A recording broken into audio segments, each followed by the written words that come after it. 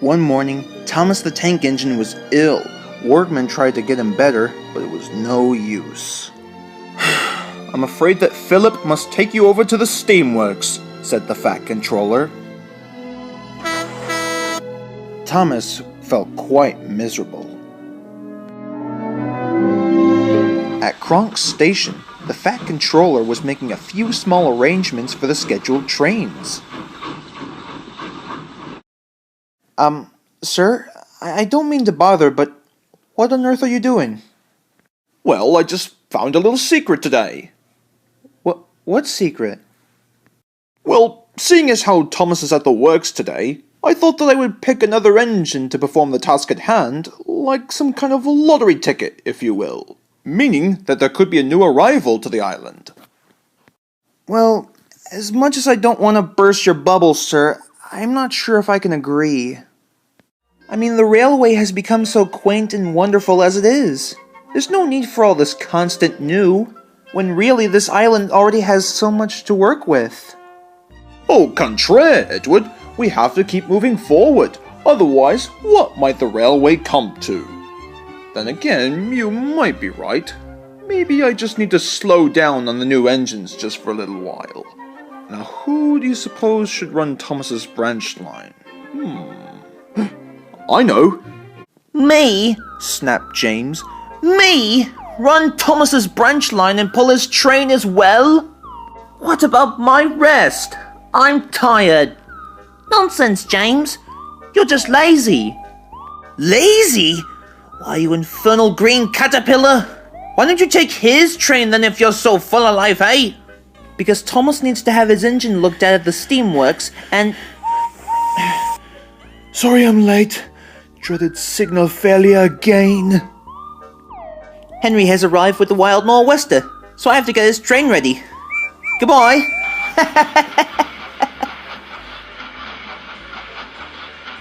Blast!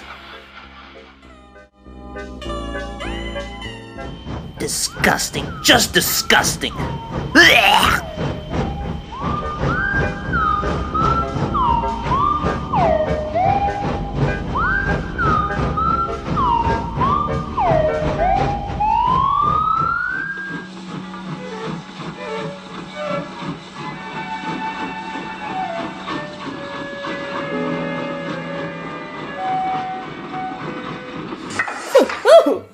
Not you again. I usually expect Toby or Percy to do this job, not James. Okay, no time for dilly-dallying. Off we go. We're already late. Dilly-dallying?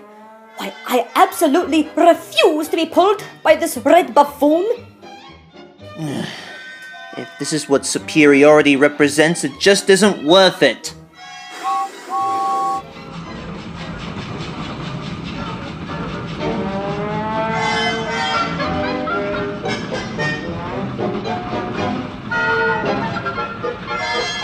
At Marin Station, Gordon was waiting for the next passenger train, when suddenly he was presented with an unusual surprise. Haha! Right on time, wait, James? Is it really you? You know, it's really not that funny, Gordon.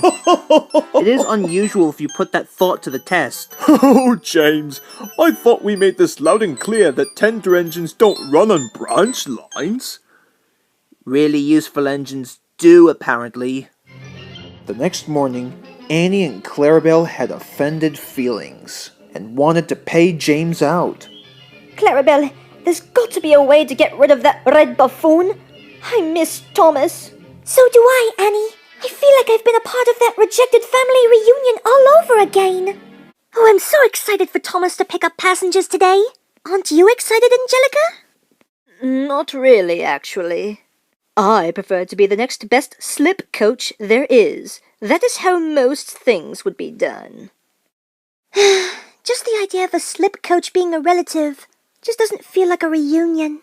You got that right. Like, how am I supposed to be related to this guy anyway? Because, got any more money, you you owe Beauty some Christmas presents last year? Why not? I do have a couple more money bags with me for no reason. Of course, it never seems that my money actually gets to the children, but I don't care to look into things. I just like dropping off huge bags of money like a moron. See ya, Mayor Sucker! What could that mean? Probably nothing. I'll not look into it. And it was certainly one reunion that I wanted to forget. Alright, let's get this passenger business rolling. I haven't got all day, you know.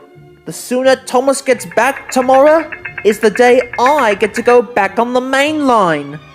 It would certainly be better compared to that time when I was at Pirates World to listen to the audio story of Thumbelina.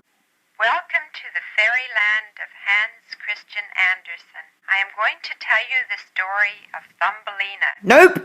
Nope. I can sincerely say that it's just rubbish. Just rubbish.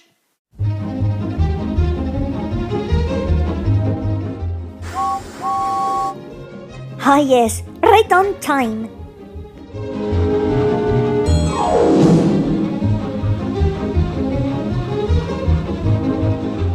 Right, now's our chance. I'm on it, Annie. As James neared the platform, the coaches biffed and bashed him. Oi! What do you think you're doing? Then there was trouble. I think you better watch out, Toby! No, stop!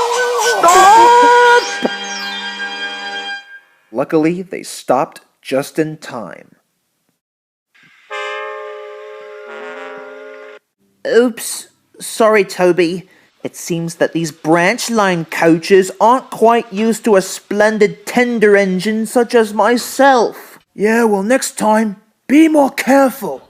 You nearly turned me into busted firewood. Crazy hot rodder. Why, I am disappointed in you, James. But sir, I can explain everything. You, sir, should have known very well not to overrun the platform like that. And now look what's happened. You have caused an awkward predicament, James. Annie and Clarabelle snickered. Did you hear that, Clarabelle? Our plan worked. Oh yes, it was a moderate success. So it was the coaches that made you overrun the platform. Well, I guess so, but... Oh, save your breath, James. I'll give them a good talking to. So the men uncoupled James from the train, and James puffed clear from the coaches right out of the way.